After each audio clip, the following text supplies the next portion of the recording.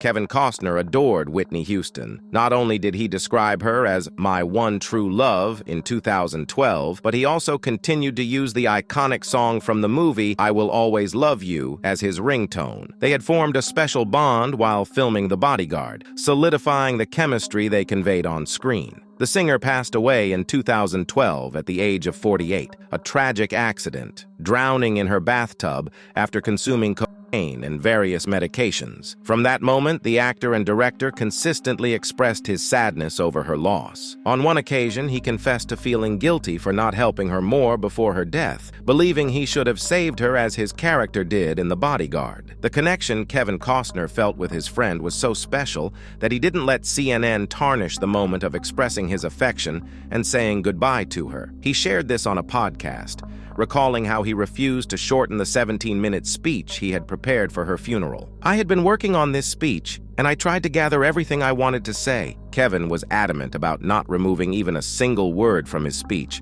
just because a television network was going to broadcast it and add commercial breaks. "They can run the commercial while I'm talking, I don't care." Costner wanted to make sure he said everything he needed to say in that special moment. The funeral took place in New Jersey a week after her death, and Kevin Costner's words were unforgettable, filled with emotion, respect, and admiration, but above all, with immense affection for her. Their friendship dates back to the 90s when the actor himself selected Whitney Houston for the movie, even though she had no acting experience. He even postponed filming for a year to accommodate the singer's schedule. "I really wanted her," he said to ABC in 2009. At one point, another person was about to be chosen, but he insisted on waiting for Whitney. As the producer, Costner had a say in all the decisions for the movie. Additionally, his opinion and wishes carried double the weight due to his status in Hollywood. At the time of starting the production of The Bodyguard, he had just conquered the film world with 7 Oscars for Dances with Wolves, including 2 personal statuettes for Best Director and Best Picture, while also dominating the box office with Robin Hood, Prince of Thieves, which he also produced. In his words, he knew Whitney Houston had the potential to be an actress from the first moment he saw her. At the funeral, the actor revealed that his co-star had doubts about accepting the role, but he promised her that he wouldn't leave her alone, that he would accompany her throughout the process. And he did. The rest is history. A romantic drama that captured global attention, overshadowed racist criticism of Houston being cast as Kevin Costner's love interest,